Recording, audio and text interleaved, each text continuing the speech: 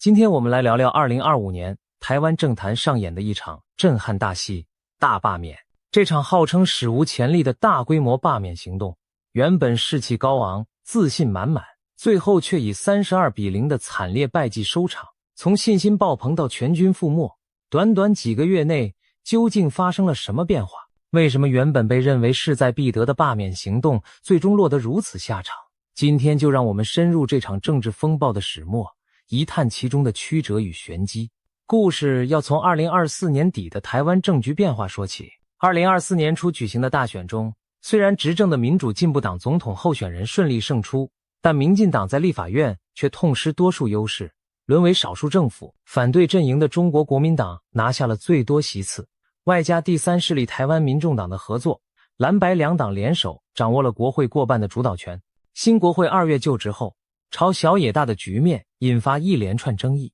蓝白联盟强势推动多项法案，甚至利用人数优势多次强行闯关，让绿营支持者大为光火。这些争议包括修改立法院职权的法案、删减政府预算，以及否决总统提名的重要人事案等等。执政党支持者眼看在野党以多数为所欲为，认为这种少数政府对抗多数国会的局面严重违背民意授权，他们担心国民党与民众党的结盟会持续拦阻政府施政，甚至侵蚀台湾民主制度的根基。于是不满的声浪开始在民间积聚。2024年5月，有年轻族群和公民团体发起了青鸟行动，在立法院外扎营抗议，高喊没有讨论就没有民主的口号。随着抗议延烧，越来越多人开始讨论对策。既然立法院多数被在野党把持，且不听民意，那么人民是否能用手中的选票直接将这些让他们失望的民意代表拉下台？台湾法律赋予人民罢免公职人员的权利，只是过去成功案例寥寥。然而2016年11月，立法院修正公职人员选举罢免法，大幅降低了罢免门槛，使得罢免不再是遥不可及的任务。2020年，时任高雄市长韩国瑜被成功罢免，创下首例直辖市长罢免纪录。2021年又有立委陈百维遭罢免，让各界看到新门槛下民意挥刀斩官的可能性。面对国会的挫败和在野党的咄咄逼人，民进党内部与支持者开始认真思考，既然罢免门槛不高，我们是否可以发动大规模罢免，直接清算那些在立院胡作非为的在野立委？这个大胆的想法逐渐发酵。2025年年初，具影响力的企业家和社会贤达也加入战局。奇奇联电创办人曹兴诚成立反共护台志工联盟，公开表态支持以公民行动对抗亲中、阻挠改革的政治人物。此外，民进党立院党团总召柯建铭等人据传也在幕后积极运筹，整合各地的绿营力量，准备一场史上最大规模的报复性罢免行动。而在此同时，地方上也开始出现零星的罢免前哨战。举例来说，国民党籍基隆市长谢国良因施政争议，在2024年底遭到公民团体发起罢免联署，被视为大罢免的试金石之一。虽然该案最终因联署不足未能进入投票阶段，但象征着社会上已有不满情绪在酝酿，以罢免来对抗不受欢迎的政客。这些零星火花预示着更大规模的行动即将到来。很快的，号称万人联署、遍地开花的罢免声势在各地聚集，各地自发组成罢免团，目标直指31名国民党立法委员以及台湾民众党籍的新竹市长高虹安。为何锁定这些人？一方面，这些立委多在2024年大选中险胜绿营对手或代表蓝营在绿营强区当选，罢免看来颇有胜算。另一方面，他们在国会的表现让绿营支持者极为不满。在民进党支持者眼里，这些人就是改革路上的绊脚石，如果能透过补选将他们拉下马，不仅可扭转国会生态，更可对在野党滥用权力予以当头棒喝。随着罢免目标名单确定，绿营阵营展开铺天盖地的宣传与动员，一时间罢免无良立委、人民做主等标语横幅出现在街头巷尾。罢团的志工们挨家挨户拜访选民，苦口婆心地阐述发动罢免的理由。从违反程序正义的立法院表决乱象，到无视民意的预算删减，再到部分立委的争议言行，每一项都被仔细罗列，只为说服选民站出来行使公民权利。而在线上，年轻网红和社群名人纷纷拍摄影片，力挺罢免行动，将其形容为民主保卫战、人民对抗政治恶棍的最后手段。绿营支持者士气高昂，仿佛只等投票日一到，就能让他们眼中的恶人们集体下台。可以说，2025年年中，支持罢免的声浪一度达到顶点，许多绿营人士扬言，罢免就是民意怒火的展现，这次一定要让他们见识天谴。甚至有乐观的看法认为，既然2020年都能创造韩国瑜市长罢免的记录，如今民进党中央执政，基层动员犹在，要通过几十场区区立委的罢免投票应该不是难事。媒体上也出现各种传闻分析，指出某些蓝营立委在地声望不稳，只要投票率过门槛，他就危险了之类满天飞。当时罢免团队和支持者可谓信心爆棚，仿佛胜利在望。然而伴随着乐观情绪滋长，一股反对罢免的力量也在暗中集结。被锁定的那些中国国民党立委们当然不愿坐以待毙，他们个个如临大敌，紧急动员地方服务网络和人脉，全力劝说选民拒绝罢免。国民党中央更把此次罢免战提升到与绿营决战的高度，主席朱立伦等人南北奔走，为自家立委站台，喊出捍卫民意、反对恶斗罢免的口号。泛蓝阵营将这场罢免定调为民进党的政治清算，呼吁选民用选票教训执政党的傲慢。另一方面，不少中间选民和社会贤达也开始公开质疑大罢免的正当性。难道人民选出的立委只因政见不同就该被随意罢免吗？罢免本该用来罢黜失职或贪腐的官员，而非沦为党派恶斗工具。他们担心这种大规模罢免将撕裂社会，让选民长期处于对立动员的紧绷状态。终于，决战的日子到了，第一批罢免投票定在7月26日。当天共有24名中国国民党籍立委以及新竹市长高虹安的罢免案同日举行。依规定，立委就职满1年后才可被罢免。此时，距他们上任已1年有余，全台多个选区同时开放投票所，仿佛一场没有硝烟的战争在清晨8点正式打响。投票过程中，各地传来的消息令双方阵营都紧张万分。一方面，罢团不断催票，希望支持罢免的选民踊跃出门投票；另一方面，蓝营则动员反罢免选民投下不同意票。许多选民形容那几周仿佛又经历了一次选举动员，电话简讯天天轰炸，亲友间热议该投同意还是不同意，社区里充满对立拉锯的紧张气氛。晚上4点投票结束，紧接着开票作业展开。此时无论支持罢免或反对罢免的阵营都屏息以待，关注着即将揭晓的结果。有选民聚集在候选人服务处前，守候大荧幕转播开票，也有人干脆待在家中，不停刷新手机资讯。原本士气高昂的罢免志工们，此刻紧张地握着彼此的手，祈祷奇迹出现。而蓝营立委的支持者则在投开票所外3、5成群，神情严肃地讨论投票情况，甚至有人前往庙宇点香祈愿，希望老天保佑不要被罢掉。开票结果一一揭晓，原本信心满满等待捷报的罢免支持者却渐渐发现情况不对。计票数字显示，几乎每个选区都是不同意罢免票，也就是反对罢免的选票，大幅领先同意罢免票。最终结果更令绿营震惊，自当天所有罢免案无一通过，25案全数被否决。换言之，没有任何一位蓝营政治人物被成功罢免。这对罢团来说无疑是一记重击，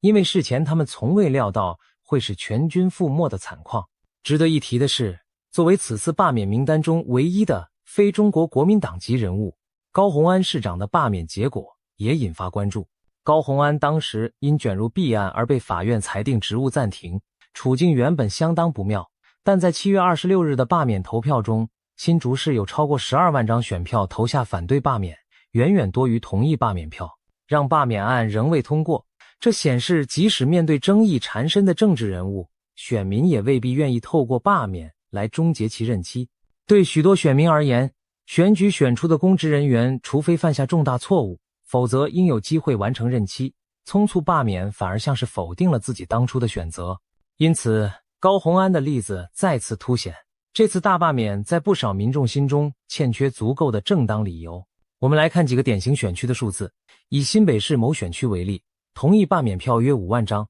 但不同意票高达将近10万张，反对者人数几乎是支持者的2倍。台中市的几个选区也是相似情形，同意罢免票仅占该选区选民的大约20%出头，远低于法定通过门槛。也就是说，尽管罢团极力催出了50%左右的投票率，但大多数选民不是选择投反对票，就是干脆没有出门投票，使得同意票不足通过门槛。更显著的是，有些中国国民党立委获得的不同意票数几乎与2024年他当选时拿到的选票数相当，可见他们成功动员了原本支持自己的基本盘，选民再次出来力挺。消息传来，罢免支持者一片愕然，原本准备庆功的场面变成了失落的叹息。原计划投票当晚要高呼罢免成功的民进党立院党团干部们，此时只能面面相觑，强颜欢笑地安抚群众。民进党主席同时也是新任总统的赖清德当晚发表谈话，承认结果令人失望，但他强调这是人民意志的展现，我们尊重人民的选择。赖总统并呼吁社会放下对立，强调执政团队会虚心检讨施政，倾听人民声音。同时，负责操盘罢免的民进党秘书长林右昌引咎请辞，为这场挫败承担责任。对绿营而言，7月26日的结果有如当头棒喝，民意不仅没有如他们所愿清算对手，反而似乎在警告执政党别再走偏锋。与此同时，中国国民党方面则欢声雷动，士气大振。朱立伦主席在结果揭晓后第一时间表示，这是民主的胜利，人民用选票拒绝了执政党的恶斗。他感谢选民教训了执政党的傲慢，并对所有挺过罢免的自家立委表示祝贺。许多蓝营人士把这次罢免挫败解读为对赖清德政府的一次信任投票。投索结果显示，民众并不支持执政党发动这种斗争，反而选择让原本选出的民意代表继续留任。甚至有评论认为，7月26日的投票结果象征社会大众对民进党政府投下了不信任票，要求其悬崖勒马，调整路线。经历首轮大败，社会舆论出现明显转向，不少原本同情罢免行动的媒体与名人开始反思，整件事从一开始会不会就是个错误？有人批评民进党把罢免当作工具，一口气报复式对付数十名政敌，这种无差别滥用罢免的做法本身就欠缺民主正当性。也有人替普罗大众抱怨，选举才刚结束1年，许多选区选民就被迫再经历一次劳心劳力的投票动员，社区撕裂，人际紧张，最后却什么都没改变。这样反复折腾，到底值得吗？然而，罢免战线并未就此收场。由于罢免提案分批成案，第一批25案投票过后，第二批和第三批罢免案的投票日也陆续排上日程。第二波则包括7名中国国民党立委的罢免案，定于8月23日与一项核能公投并同举行。对于剩下这几席罢免案，罢团内部一度出现2种声音，一派主张知难而退，避免再次自取其辱；另一派则认为箭在弦上不得不发，必须全力一搏，至少拿下1、2席，才能稍稍挽回颜面。最终，罢免行动并未喊停，支持者们只是咬紧牙关，继续迎接第二波战役。8月的台湾天气炎热，罢免战场却弥漫一片寒意。投票日前夕，民调与舆论氛围对罢免方极为不利。许多观察家预测，在7月的大挫败后，第二波罢免更难有突破。他们毕竟支持罢免的人可能士气受挫，难以再度大量动员。反之，在野党支持者刚尝到胜利甜头，势必更有信心出门投票，守住立委。面对险峻情势，罢团尝试调整策略，开始淡化对立语调，不再一味指责被罢免对象有多可恶，改而强调罢免是落实公民参与、监督政治的一部分。他们甚至邀请一些非绿营的社运人士背书，以期扩大吸引中间选民。另一方面，执政党高层明显降低了对第二波罢免的调门。赖清德总统在公开场合重申尊重民意，强调政府当前，更重要的是拼经济。稳民心，显然有意与先前激进的罢免操作保持距离。民进党内几位在第一波罢免后辞职或受责难的高层，也不再出现在第二波前线，取而代之的是较低调的基层动员，由地方党部和公民团体接手收尾这场战役。简而言之，到了第二波，罢免行动已失去先前那种举国瞩目的强势气势，某种程度上进入作战疲乏状态。8月23日，第二波7场立委罢免投票如期举行。开票结果毫无意外，昌崎这7场罢免依然全部失败，所有立委都顺利防守成功，保住了自己的位置。虽然这次平均投票率仍接近50%，但所有选区的同意罢免票不仅均未超过选区选民数的1/4门槛，也都少于不同意票。换言之，第二波结果延续了第一波的态势，反对罢免的民意依然远大于支持罢免的声音。大罢免运动彻底宣告失败，战场上绿营一席未得，终局比分定格在32-0。投票结果出炉后，社群媒体和民间舆论也随即掀起热议，不少网友对这32-0的结果感到震惊，继而化为各种调侃和嘲讽。有支持在野党的网民揶揄民进党此次大罢免输到脱裤子，一纸败得一干二净。也有人戏称民进党青年团体青鸟行动不再青，不如改名叫乌鸦，象征不祥，挖苦罢免团体的碰壁收场。这些戏谑之词虽然夸张，某种程度也反映出社会上一股对执政党的不满与讥讽情绪。另一方面，也有理性的声音为台湾民主点赞，认为选民用选票智慧地化解了一场恶斗，值得各界深思。从整个社会角度来看，大罢免事件带来了诸多反思。首先，人们更加体会到民主机制中的慎用权力原则，手中有权并不表示要无限制的使用。以罢免权为例，当然是人民的正当权利，但过度频繁或带有强烈党派色彩的滥用，最终可能伤害的还是民主本身。这场风波后，许多人建议检讨罢免制度，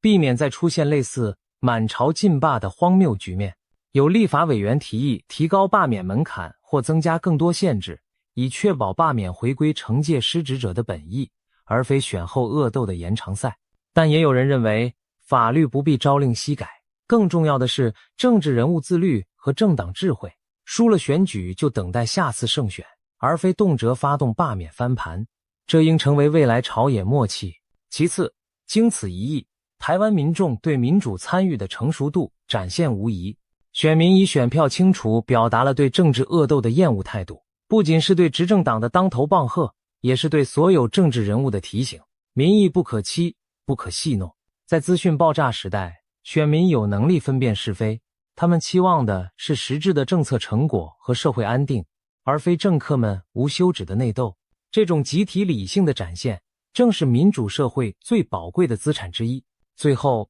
大罢免虽以发起方溃败告终，但整件事也替台湾民主发展上了重要一课。一方面，它验证了民主制度的韧性，即便执政党动员庞大资源发动罢免，只要多数民意不支持，计划终究会失败，权力最终属于选民。另一方面，它也提醒我们程序正当性的重要。正如当初反对罢免的人所质疑的，你可以不喜欢对手，但不能因此破坏规则。未来，不论哪个党派，都需更谨慎地对待罢免这把双刃剑，因为一旦操作不当，不仅伤不到敌人，反而可能先伤了自己。一、民意反扑，厌倦政治恶斗，拒绝随波起舞。首当其冲的原因是广大中间和无政党倾向的一般选民对政治恶斗的厌烦。大罢免运动虽由绿营主导，但要成功必须获得超出原有绿营支持的更多选民参与，才能拉下那些当选的蓝营民代。问题在于，许多选民并不认同以罢免作为政党斗争工具，他们可能也不满国会最近的乱象，但更反感民进党用报复式罢免来回击。在他们看来，选举结果本就应该尊重，立委有不同立场是民主常态，只要没有犯下重大过错，不应动辄兴师动众把人家拉下台。特别是在经历过2020年至2022年的那波罢免风潮后，很多人对频繁投票感到疲倦，也害怕社会一直撕裂下去。因此，当执政党再度鼓吹大规模罢免时，这些选民以冷淡甚至反对的态度表达立场。他们的想法其实很直接，不管罢免的对象是谁，这种你斗我，我斗你的戏码够了。在投票前夕，不少平日对政治冷感的选民都发出了相似的感叹。一位年轻上班族抱怨，去年选举才刚投完，没想到现在又要跑去投票，政治人物自己斗个没完，苦的却是老百姓。也有长辈私下叮嘱家人不要再跟着政客起舞，他们吵来吵去，受害的都是我们这些小老百姓。可见许多人内心早已决定要用冷处理来对待这场罢免风波。结果罢免投票时，他们不是选择袖手旁观，就是干脆出门投了张反对票，让罢免案难以通过。2. 正当性欠缺，罢免理由难以服众。回顾此次罢免运动的诉求内容可以发现，多数理由偏向政治价值判断，而非具体罪证或失职事实。举例而言，罢团指责某立委背弃民意，投票反对进步法案等，这些在支持者眼中是重大罪状，但在中立选民看来不过是正常政见分歧。正当的罢免通常需要明确证据，显示被罢免者严重失职或违法失德，如涉及贪腐舞弊或公然违背竞选承诺等。但此次30多名被锁定者大多并无这类非罢不可的明显把柄，多数只是因政治立场相反或在国会投票时与执政党对着干。要仅凭这些理由就说服广大选民把他们罢免，显然有些勉强。甚至有选民反问，如果仅因政见不同就能罢免，那是否意味着未来执政党立委也可被在野支持者用同样理由罢免？难道要无限恶性循环下去吗？由于罢免理由本身的正当性不足，导致许多原本可能摇摆的民众最后没有站到罢免这边。3. 蓝白动员有力，基本盘凝聚反制奏效。本次罢免案另一大关键是中国国民党与民众党的紧密合作和强效动员。由于罢免结果攸关立法院席次版图，蓝白阵营视之为生死存亡的防御战，他们采取多项策略来确保不同意罢免票最大化。首先，各选区的中国国民党立委几乎倾尽全力拜访里长、公庙和地方庄脚，恳请支持者出门投票守护他们。民众党也派出地方干部协助，展现异乎寻常的团结。其次，他们宣传上塑造受害者形象，强调自己是被执政党打压的对象，以博取同情。例如强调抗衡民进党的勇者不能倒下，投反对票就是反对独裁，激起深蓝群众的危机感与投票意愿。更重要的是，蓝营成功说服了原本可能冷漠的支持者，只要我们团结，每一张反对票都能决定胜负。若嫌麻烦不出门，让对方罢免成功，就是让民进党得逞。我们绝不能让自己选出的代议士被政治操作拉下台。这种情感诉求相当有效。从开票结果看，许多立委的反对罢免票数几乎等同甚至超过其上一轮选举得票，代表蓝营基本盘选民高度凝聚，并没有因罢免案而跑票。同时，蓝白两党在国会合作的默契也延续到地方选区，支持民众党的选民多半也加入反罢免行列。可见罢团原以为可以利用蓝白之间的竞合撬开裂缝，但实际上危机反而促使在野两党更紧密联合起来，形成一道难以撼动的防线。4. 策略失误与过度乐观，疏忽地方经营实情。罢免运动从发起到执行，某些策略上的问题也埋下了失败伏笔。首先，采取全面开战、遍地开花的方式，同时对这么多选区下手，虽声势浩大，但也意味着资源与注意力被分散。罢团无法针对每个选区量身打造精细策略，往往只是一套说辞走遍全台。然而各地选民结构不同，被罢免者在地方经营深浅各异，选民的观感也大不相同。例如，有些立委长期深耕基层，服务有口碑，即便政党光谱对立，也有不少选民感念其服务而不愿罢免他。再者，民进党过去在地方派系和庄脚经营方面曾有优势，但经过2022年和2024年的连串选战，中国国民党在部分地区夺回了基本盘，地方山头战队出现变化。罢团若仍以老眼光估计地方实力，可能严重低估对手根基。以南投为例，中国国民党立委马文君在地经营多年，罢团却认为他因涉及争议民望下滑，可以轻易拉下马。但结果显示，南投乡亲还是选择力挺他。马文君的同意罢免票数远不及反对票数，反对票甚至刚好是同意票的2倍。这说明罢团对地方民情的掌握出现偏差，误以为网络声量或一时怒气可以轻易转化成实际罢免票，属于严重的情势误判。此外，罢团在宣传策略上也有过度激进之处，一开始采取全面开火、仇恨动员路线，试图用强烈情绪号召支持者，这虽能巩固绿营基本盘，却可能驱走温和派选民。尤其当内容被贴上政党标签，让持不同立场的民众更为反感。更糟的是，在社群媒体上，部分罢免支持者对反对者进行人身攻击，网络霸凌的事件被曝光，形象适得其反。例如有罢免倡议者疑似发表极端言论，甚至传出有人伪造对手人士的谈话录音来操弄舆论。这些负面新闻一出，令原本中立观望的人也倒向反罢免一边，觉得罢团手段不够光明正大。此外，在罢免进行期间还伴随一些违规争议事件，甚至据称有些选区的罢免联署书出现伪造签名，引发司法单位介入调查，双方阵营也互相指责对方有不当动员或造假行为。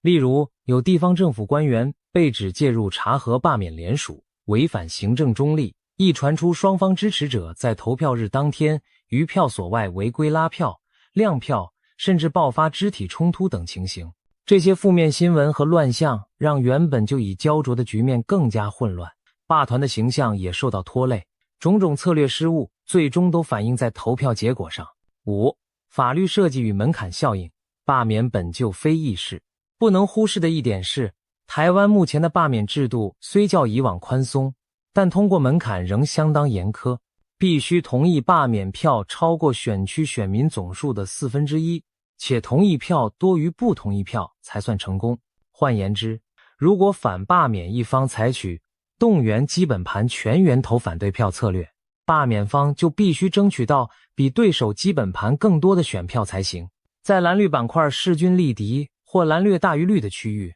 这简直难上加难。事实上，本次大罢免有不少选区投票率达50%左右，在罢免史上已属高水准动员，但由于反对票几乎全数投出，同意票即便拉高到30%多甚至40%，仍然不够过关。这说明只要被罢免者的支持者愿意出来保护他，罢免要成功其实很困难。过去韩国瑜被罢免能成功，有其特殊时空背景，而台中立委陈百惟被罢免成功，也是因该区绿营本就弱势，蓝营选民占绝对多数。然而这次民进党试图一次拔除众多中国国民党立委，等于在许多蓝营腹地开火，自然碰上罢免制度门槛所形成的基本盘保护网。因此可以说，32案全灭的结果有相当部分是制度设计在发挥作用。罢免作为非常手段，本来就不是让政党拿来大规模运用的武器，否则高门槛便会让其威力大打折扣。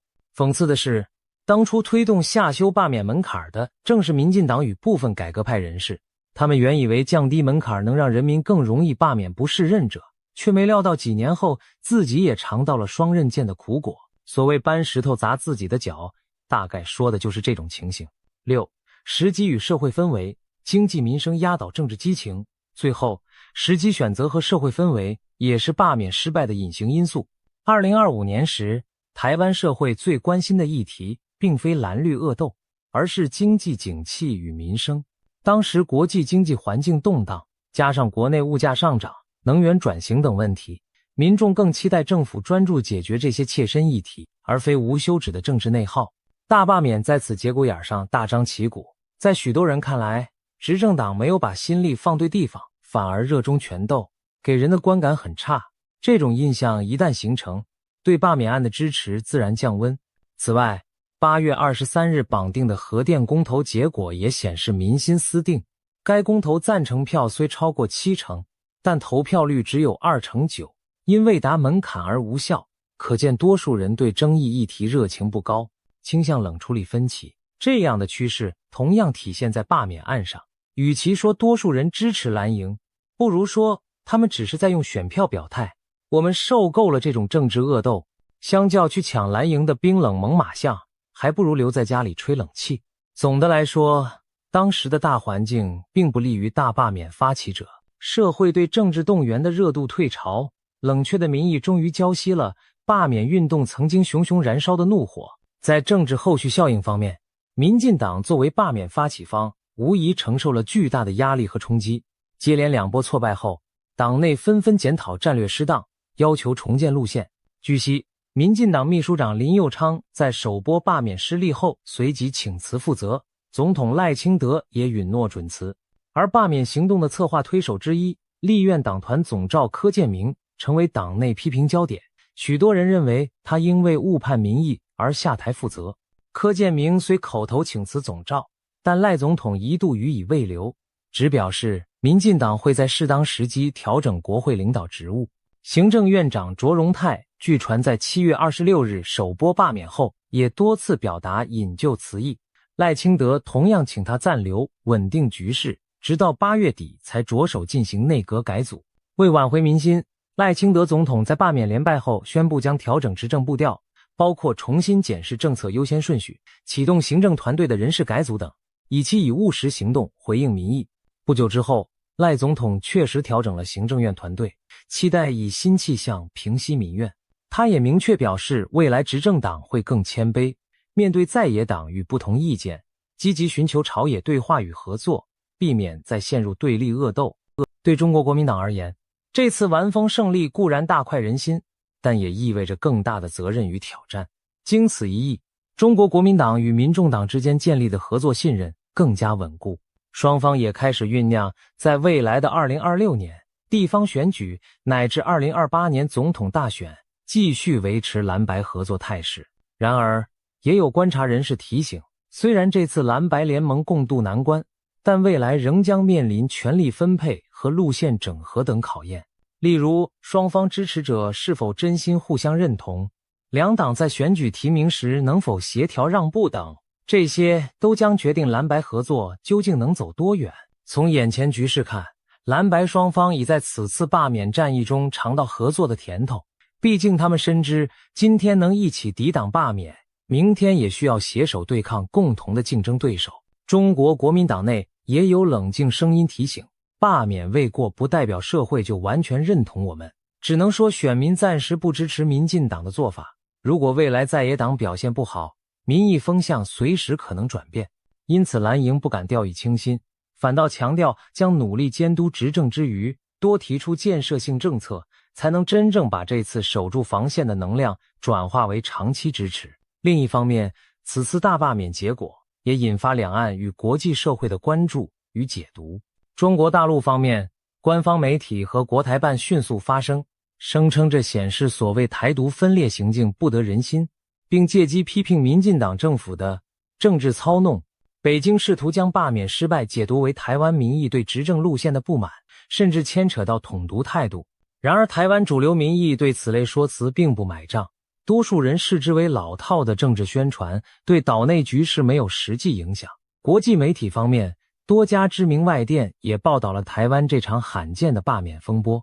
有分析指出，罢免全军覆没显示台湾政治光谱上依然存在显著对立，执政党推动政策若缺乏沟通，未来仍可能遭遇阻力。也有评论认为，赖清德政府需要从挫败中汲取教训，调整施政，才能挽回中间选民支持，否则这次民意展现的反弹情绪恐影响其未来统治根基。另外，也有外国学者强调，此次罢免虽属台湾内政，但结果某种程度反映出台湾民主制度的成熟，拼其人民懂得用选票约束执政党的作为。总体而言，国际社会对台湾民主展现的理性一面予以肯定，同时关注台湾朝野能否从对立走向更理性的互动。民主政治的发展常常伴随试验和错误，这次大罢免风波也让各界更加深刻地思考台湾民主的未来方向。对于民进党而言，这次从信心爆棚到全军覆没的教训无疑刻骨铭心，未来不论任何政党都应引以为鉴，在动用宪政权力时三思而行，以免重蹈覆辙。希望在大罢免尘埃落定后，台湾朝野都能汲取这段过往，让未来的民主之路走得更加稳健踏实。民主不是一场你死我活的零和游戏，而是一条需要妥协与合作才能走向光明的长路。帕奇，这或许才是32-0惨败背后老百姓真正想传达的心声。